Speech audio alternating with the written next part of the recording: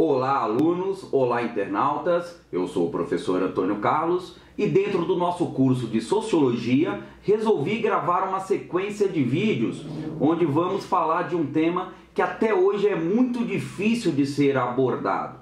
Uma chaga que continua aberta na sociedade brasileira e que, infelizmente, está muito distante de ser cicatrizada.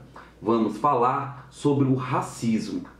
Será um total de 5 vídeos, onde vamos falar do racismo desde a sua origem até os dias atuais.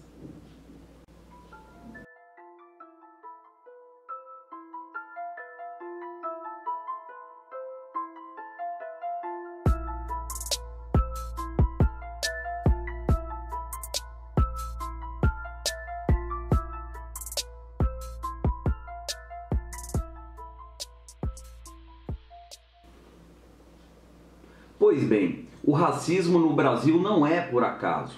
O Brasil foi o último país do continente americano a abolir a escravidão. Ou seja, há pouco mais de um século, os negros eram mantidos em condições sub-humanas de trabalho e sem nenhuma remuneração.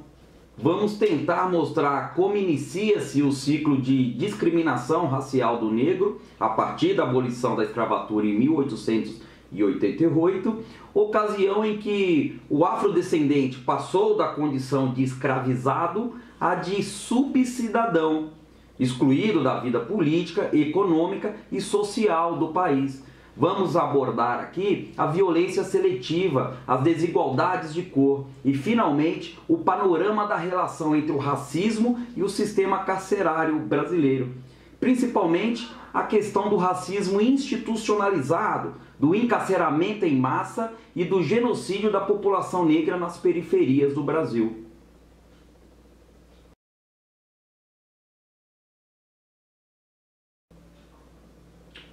Quando a escravidão foi abolida, pelo menos no papel, nenhum direito foi garantido aos negros escravizados, sem acesso à terra e a qualquer tipo de indenização ou reparo por tanto tempo de trabalho forçado.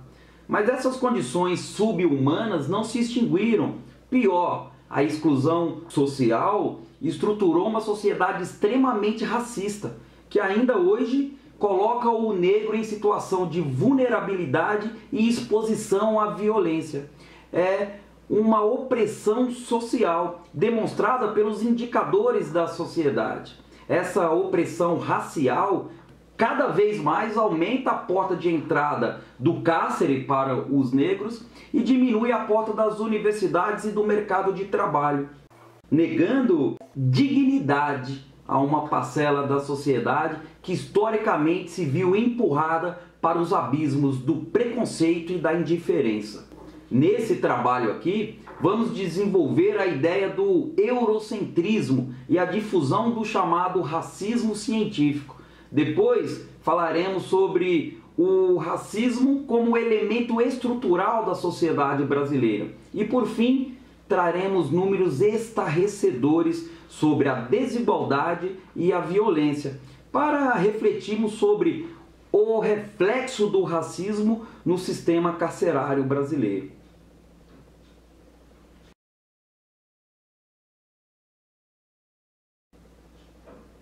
Com esse trabalho, tenho certeza que você vai entender que após 131 anos de abolição, ainda é muito difícil para a população negra ascender economicamente.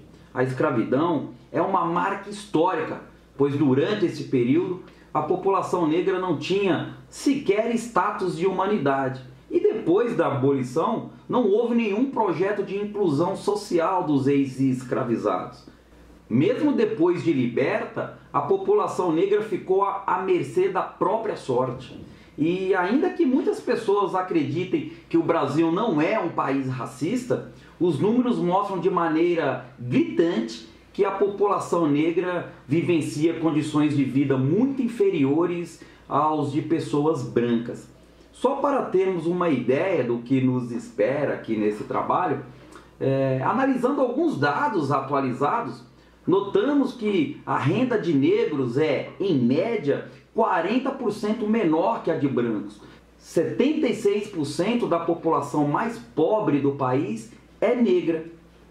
Os negros também representam 79% de pessoas analfabetas e 62% das crianças que estão fora da escola são negras.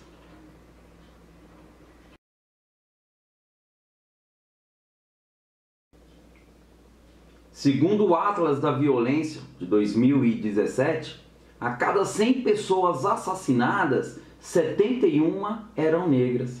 E, claro, mais uma vez, as mulheres negras são as principais vítimas. Entre 2009 e 2011, 61% das vítimas de morte por policiais eram negras, entre 15 e 19 anos. 2 a cada 3 pessoas mortas pela PM de São Paulo são negras. 79% dos policiais envolvidos são brancos. A mortalidade de negros é pelo menos 3 vezes maior do que a de brancos. Isso configura, pessoal, de forma inequívoca, a figura de um racismo institucional.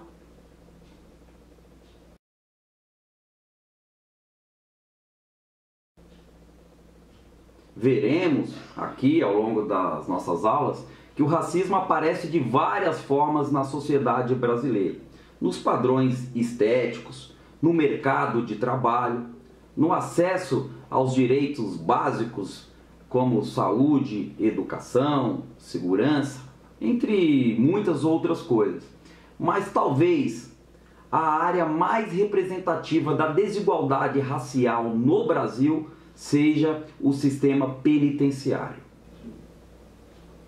Observamos que no período pós-abolição não tivemos medidas de cidadania e inclusão para a população negra.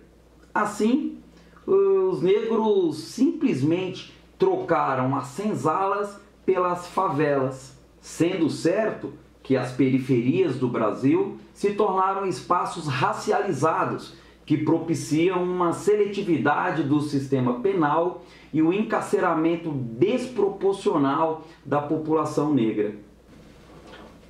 Por meio de dados dos órgãos oficiais, fica evidente que a população carcerária brasileira é composta massivamente por jovens negros e mestiços, advindos da periferia. A população brasileira é formada de 53% de negros, mas no sistema carcerário a população negra é de 65%.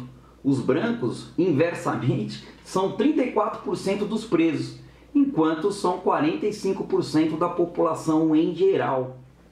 Ou seja, os efeitos da escravidão ainda permeiam as relações sociais no Brasil. Como? Através da manutenção das estruturas reinantes, que mantém o negro em posição de inferioridade e marginalização.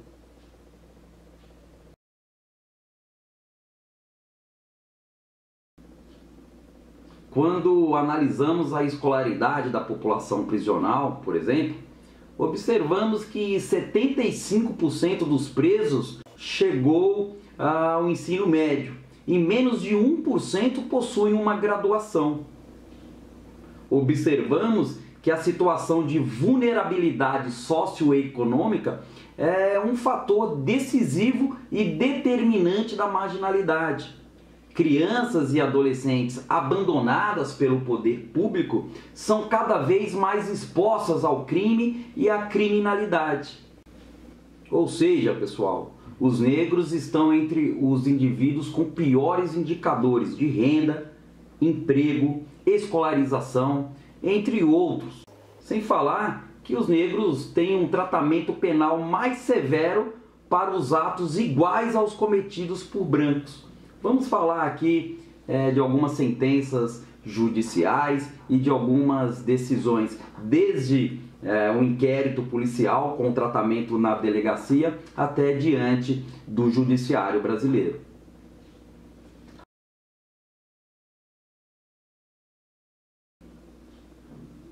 Mas o que nos cabe refletir aqui é que estas estatísticas se justificam pelo passado escravocrata brasileiro.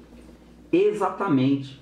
A justiça criminal mantém a sua base aristocrática e o sistema carcerário brasileiro funciona como uma espécie de instrumento de contenção de uma massa de excluídos. Excluídos que muitas vezes não encontram oportunidade no mercado de trabalho.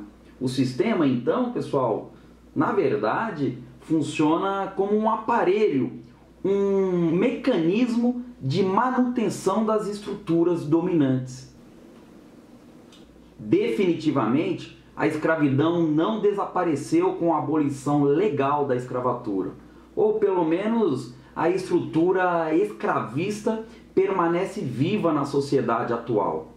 De certa forma, continuamos a ser escravizados e aceitamos o cárcere invisível de forma passiva.